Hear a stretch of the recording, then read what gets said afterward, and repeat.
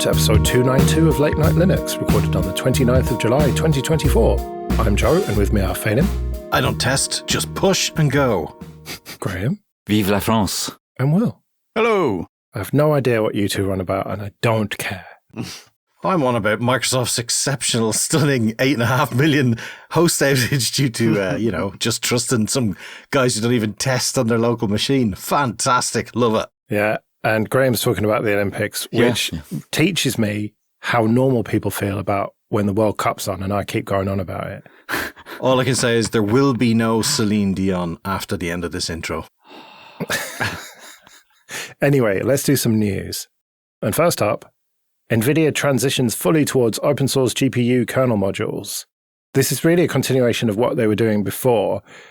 It's not proper open source drivers, but it just makes it easier for people to run the proprietary blobs needed to get NVIDIA hardware working on Linux. So it's good news, but it's, let's not get too excited. Boo, but also, yeah, I guess it's good. It's not that much different from AMD situation, is it? Oh, yeah, no, I know, but it's just, they're just copying them now, and I was there from the beginning with AMD. Come on, guys. Yep, this is a step in the right direction. It supports most modern cards, 3000 series onwards. It does not support Maxwell, which is your 750s, 850s, 950s. It doesn't support Pascal, which is your 1060s and 1050s. And it doesn't support Volta, which is a data center AI older generation card.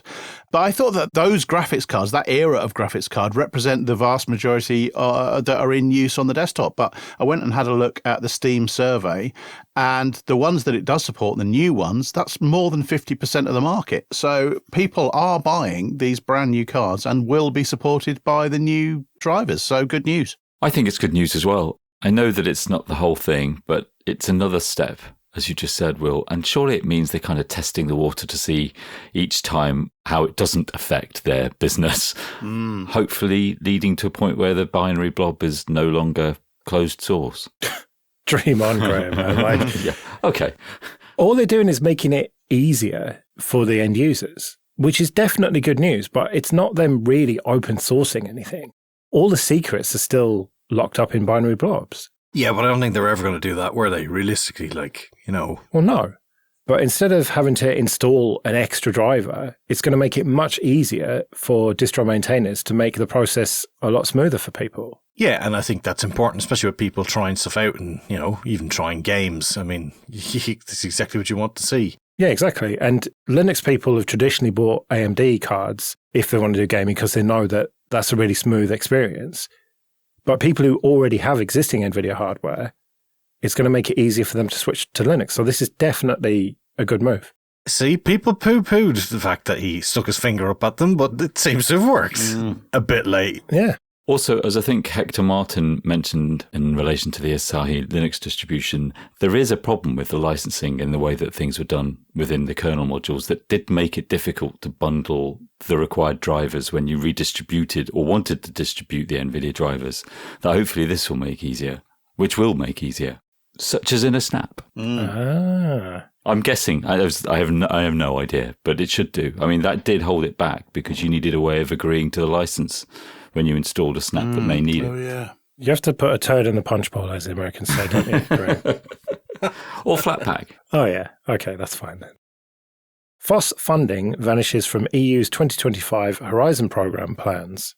This is not ideal. So previously, the NGI, the Next Generation Internet Organisation, were getting about 27 million euros per year from the EU. It's not been finalised yet, but it looks like that is going to drop significantly to maybe 2 million euros. And this money was funding loads of FOSS. So this is a bit of a shit situation. Yeah, it's really disappointing because 25 million euros across all of Europe doesn't really sound like that much money. But to an individual FOSS project, and their share of it, it's essential. And, it is a decent amount of money that allows them to run their project. We were talking about our own next generation internet a couple of weeks back. And so to discover that The EU were funding the concept of something like a next generation internet, which didn't just track everything and did have privacy and was built on free and open source software. To find out that they've pulled the funding on it is a real shame. There's a whole bunch of really good projects that will never happen now. Yeah, because of, wait for it, AI, because they're funding lots of budget on that. Great, cool. So we're getting a nonsense project that burns the atmosphere and all the FOSS stuff is getting taken away. Cool, brilliant. I love AI. It's great. Yeah, in the register piece that we'll link to, Pierre-Yves Gibello, I think that's how you say it, said, our French Horizon National Contact Point was told as an unofficial answer that because lots of budget has been allocated to AI, there's not much left for internet infrastructure. Fucking waste. Absolute fucking waste. It's terrible, isn't it? But don't worry. According to Mark Zuckerberg, open source AI is the path forward. Oh, he's a trustworthy character. Let's believe him this time again. Definitely, yeah. Let's read his massive long essay about how this llama thing, which they've open sourced, is really good, and it's good for the company, it's good for the world, it's good for the open source community. There's only one very small problem, and that is that he is abusing the term open source because it's not fucking open source in the slightest. No, wait, not that Mark Zuckerberg, surely. No. I'm afraid it's true, Phelim. I don't believe this scandalous attack on his character. Such a trustworthy figure. Yeah. I mean, it is a little bit more open than the likes of ChatGPT and OpenAI shit, but it's not open source in the way that we understand open source. As in, open. Yeah, exactly. I should caveat this by saying I don't know what I'm talking about, but what they seem to be doing is opening the weights, which I presume are like the rules and the tweaks that they've made to this model to make it understand what's going on or pretend to understand what's going on, which is more open than ChatGPT, for example. What they seem to be trying to do is commoditize the model itself and withdraw all value from the model and then build services on top of that that do generate value, which is an interesting play. Like they are, I would suggest, trying to destroy OpenAI's business by just commoditizing their primary use, giving that away and allowing people to tweak their own models and do with the models more than you could possibly ever do with OpenAI to try and drive people to their project and kill the competition. This is just a straightforward classic tech bro play. So you're trying to tell me that our enemy's enemy is our friend? No, they're both our enemies and we should kill them all. Well, I don't know. If it takes down OpenAI, then I think I'd be grateful. I mean, yeah, great, but like Facebook being in charge of AI, I mean, that's going to go so well. Last time they published one of these models, I seem to remember either it leaked or they claimed they were meant to release it. It hit GitHub, and then within a couple of weeks, people had optimized it and were running it on Raspberry Pis and phones and all sorts of small gadgets like that. I wonder if that's what will happen here. If, although at the moment you need a beefy computer to run it on, if within the next month, let's say, we'll see it running on a Raspberry Pi. Well, I think that's the whole point of it, that they've got various sized models that require various sizes of compute power to run them. So, yeah, I wouldn't be at all surprised if at least some limited versions of these models can run on lower-end hardware. But it's all bollocks anyway, isn't it? Well, it is. I still see value in large language models where the data set is a particular limited amount of information. Rather than just searching, I like something to pretend to give a bit more context and pretend to understand what I'm asking and give me results that may or may not be accurate, but let's assume that they are for the time being.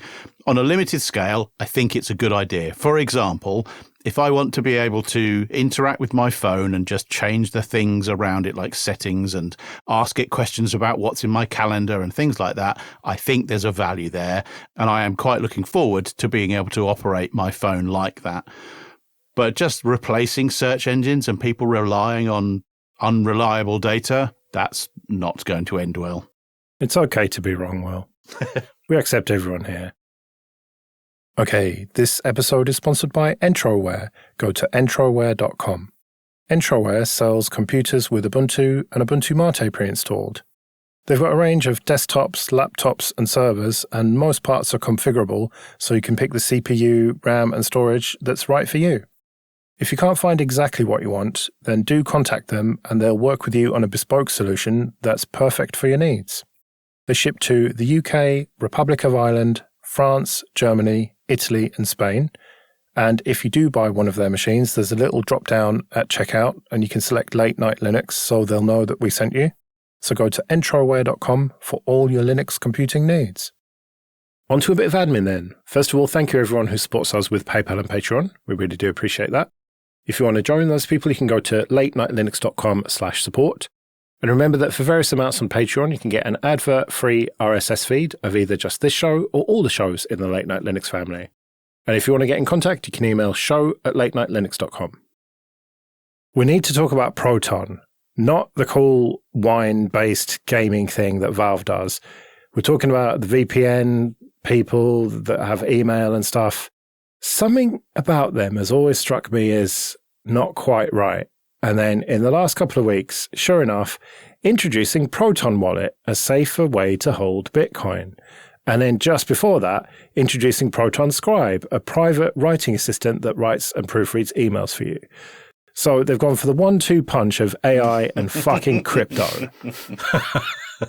And they've pissed off a lot of Linux nerds and open source nerds. Rightfully so. People I keep seeing posting, oh no, I've just renewed, that'll be the last time, and oh, I can't believe they've done this. And the poor person who runs their social accounts is trying to defend them and doing an admirable job of it. But what is going on, man? Like, why would you do this? I don't know. Well, the argument for the crypto wallet is that they, as a company, are all about keeping things safe, like encrypted email and VPNs and stuff like that. And, you know, you don't just want to go downloading some random wallet from the Snap Store because you'll end up losing $1 million worth of your crypto. So you want a wallet that you can actually trust. That's why I use Proton meringue cases when I'm carrying meringues in my back pocket when I'm walking around. I mean, you just never know when they might get crushed. Yeah, exactly. But it's just a bad look for them, isn't it? I mean, the AI stuff, everyone's doing it. And I think it's only real sort of Mastodon nerds who see AI as just a dirty word, the likes of you, Phelim, and me increasingly. But crypto, like, surely everyone realizes that it's just a scam and bullshit at this point. And coming out with a Bitcoin wallet just makes you look really bad, doesn't it? It seems quite late as well. It's like, surely this was the thing to get done 2-3 years ago. Yeah, before the mood changed on it. I mean, they'll be bringing out NFTs next. Google halts its 4-year plus plan to turn off tracking cookies by default in Chrome. So Google has come up with quite a few harebrained schemes to replace third-party tracking cookies, something that Apple and Mozilla got rid of ages ago. But they just cannot bring themselves to block them by default. They feel like they have to have some replacement ready. And every replacement they come up with gets so much backlash that they have to give it to another team to come up with another scheme. I suppose it's notable, but it's not really news, is it? That Google are not going to do this after all. Is this the first kill by Google that kind of killed a thing before it was killed? Is it double killed by Google? Oh, I'm sure there's loads of internal projects that get shit-canned before we hear about them. Yeah, but this project was to shit-can something. So this is a shit-can. Yeah. Well, it was always supposed to be replaced, wasn't it? That's the thing. Whereas Mozilla and Apple just blocked them. It's just like, that's it. Like, tracking cookies are bullshit. We're not having it. I mean, obviously now Mozilla are doing their own thing, which we talked about a couple of weeks ago. But Google just are refusing to do this. And it's obvious that they were going to refuse to do it because it's part of their business model. It's the core of their business model, isn't it? Well, it was. I guess now they're all Gemini AI. Oh, yeah. That's going to make him loads of money. Yeah. They can give up with all of this tracking and search optimization stuff. But yeah, I think you're absolutely right. It's the only reason for it. They don't want to lose whatever huge, momentum, for the sake of a better word, they have behind third-party cookies tracking things and how important it is to their business. Once it's gone, it's probably gone and will take them years to build back with whatever alternative they come up with. I wonder what the future holds for ad block extensions, specifically around third-party cookies in Chrome. I mean, we are currently worried that they're going to start blocking ad blocking extensions. Are they going to be even more vicious with the things that they block and the ability of those extensions to get in there and block this kind of thing? I would assume so. I mean, I'm just guessing. But if they're tying their revenue to third-party cookies and they've now saying, we're all for them, I can imagine them being unhappy about extensions that do just that. I don't think it's fair to say they're all for them. It's more that they're just not going to stop them. Well, another Google one. Google's reCAPTCHA v2 is just labour exploitation, boffins say. The fucking register, always with the boffins. They think they're the sun or something. But there's a study that basically says that reCAPTCHA just doesn't even work. It doesn't beat bots at all. And they've done some sort of back-of-the-envelope maths, and they reckon that over the last 13 years, 819 million hours of human time has been spent on it, which they say corresponds to at least $6.1 billion in wages. I wonder how much energy that computes to. That'll be an interesting calculation as well. Like the amount of wasted effort on shite. Well, they say 7.5 million kilowatt hours, which is 7.5 million pounds of CO2. I don't know what a fucking pound is. Isn't that like 2 kilos or something? 500 grams, isn't it? It's 100 pence. 1,000 euros. 6 chains. A go. Half a denarii. Lots and lots and lots of CO2. 134 petabytes of bandwidth as well. Hold on to your drinks there. I'm going to stick up for them on this one for one thing. Oh, yeah. Was this not helpful for taking digital copies of documents in libraries that are scanned in? Essentially improving OCR, so things like Project Gutenberg and things like that could actually make survivable copies of books. Yeah, but that was only the very beginning. Like, it's all been about bloody how many scooters, how many of these... Yeah, okay, that's true. Yeah, you're right. Yeah. Hey, have you ever got the one with the scooter in it, though, and it says, tick the boxes that contain a motorbike, and gone, well, there's no motorbike in this. It's a fucking scooter. Is that the test? Did I pass? Well, the classic one is crosswalks. Like, what the fuck is a crosswalk? You mean a zebra crossing, mate? No, it's when you're really annoyed and you go across the road. Right, yeah. But anyway, yeah, it turns out that reCAPTCHA wasn't even very good at its job. Who would have known? And to complete the trio of Google shit, Google's shortened links will stop working next year. So they had the goo.gl link shortener thing, which they stopped accepting new submissions for, and now are going to just completely turn off by about this time next year, August the 25th, 2025. You'll just get a 404. Again, completely not surprising in the slightest that Google are shutting something down. But it just goes to show that link shorteners are a terrible idea because you're just relying on a third party.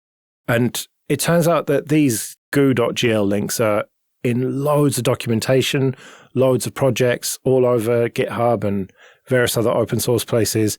And the links are just going to die within a year. Who's going to go through and fix them all? I mean, you could write scripts to do it, but why did people use shortened links in the first place? Because they've got to get the tweet that hits right out in that 140 characters, Joe. Come on. Ugh. Twitter were shortening URLs automatically a long time ago. I don't know if they still are. I expect so. But in the days where you were telling somebody with your mouth, making noises with your mouth to go to a particular website, then it was quite a handy thing to do. And you would use things like tinyURL, and then you think, well, I know what I'll use. I'll use Google because that's a nice, reliable one that won't just disappear with no notice.